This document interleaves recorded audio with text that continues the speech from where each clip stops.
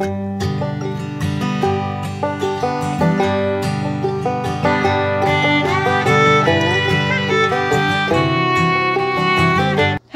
beautiful friends, welcome back to the channel. So today we are back in the kitchen.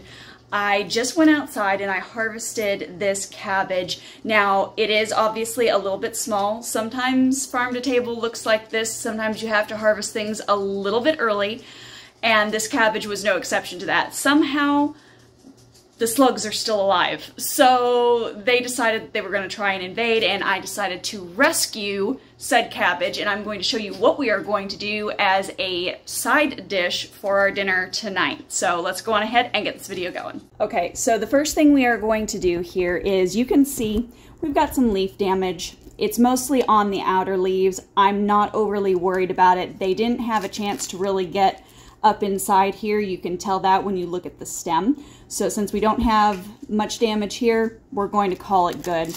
So all we're going to do is just simply pull back these leaves, and this is what you would do if you had a storage cabbage, because the outer leaves as cabbage stores end up basically turning brown. And so all you do is you just pull back the leaves that are a little brown, a little yellow, to get to the nice healthy parts of the cabbage.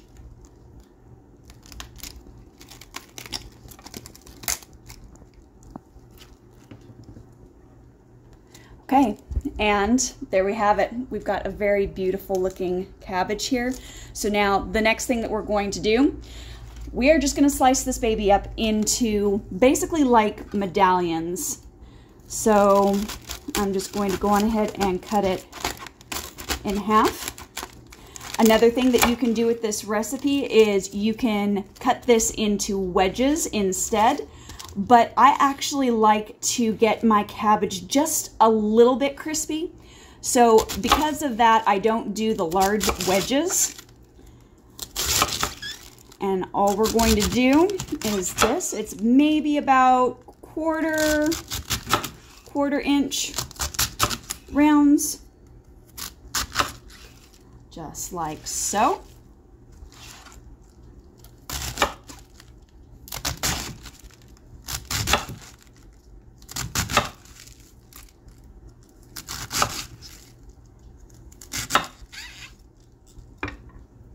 Okay, so now easy peasy. All we are going to do is we are basically just going to lay these guys out on our baking sheet here. I have my oven set at 425.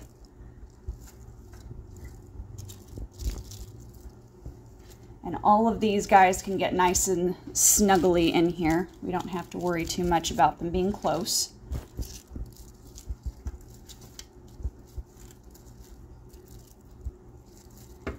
This is also something that you can do on the grill in the summer. Makes it a really easy side dish if you like to grill out with your family. All right, then we have some Buona Fortuna extra virgin olive oil. I highly recommend this brand. It's a little on the expensive side, but it is well worth it to have a good quality olive oil and to know where it's coming from. We're just going to drizzle over the top. Now, if you like less olive oil, put less on there, but I do love the flavor of this extra virgin olive oil. So we're going to make sure that we've got it well coated. Also, the oil will help it to crisp up. And then we are just going to sprinkle with salt. We've got a good pink Himalayan salt here. And you can get as creative as you want to with this. You can use curry powders. You can use garlic, rosemary, basil, thyme, oregano, whatever you like. Got some cracked black pepper there. Now I'm going to go with some powdered garlic. You could always use clove garlic and scatter it on the baking sheet. And that's it. So now what we're going to do is we're going to go on ahead and put it in our oven anywhere from, depending upon your oven, of course, 15 to 25 minutes. depending upon how cooked you like it. Like I said, we like ours with a little bit of a crispy edge, so we'll probably leave it in there for about the 25-minute mark, just to make sure we get those nice crispy, crunchy bits of cabbage. It's kind of like having cabbage chips. Is that a thing? I don't know that that's a thing. It should be a thing though. Cabbage chips should be a thing. So that's what we're gonna go with. But if you don't like that, just pull them out a little bit earlier than that. Okay, so let's go on ahead and get these guys into the oven.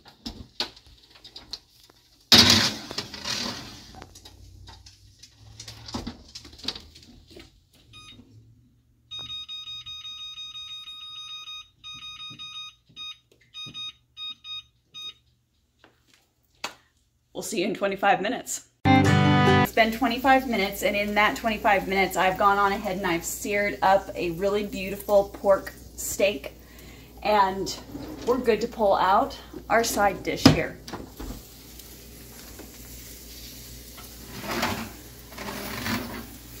Okay. Now this is exactly what I was going for. As you can see, we've got crispy, crunchy bits and edges, which is what we like.